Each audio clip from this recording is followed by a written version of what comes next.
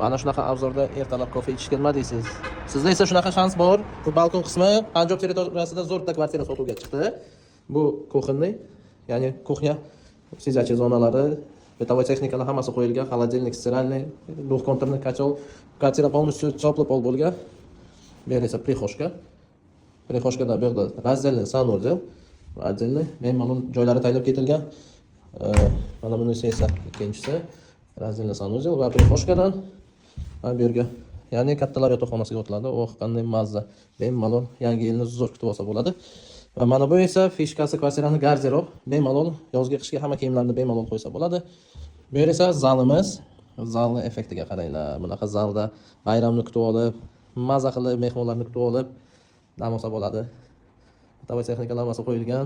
Hamma sharoitlar zo'r va zalimizdan bu детский xonamiz birinchisi va yonida ikkinchi детский xonamiz bolalar uchun. Kvartiramiz 5-etajda, Panjob territoriyasida joylashgan, 96 kvadrat metr.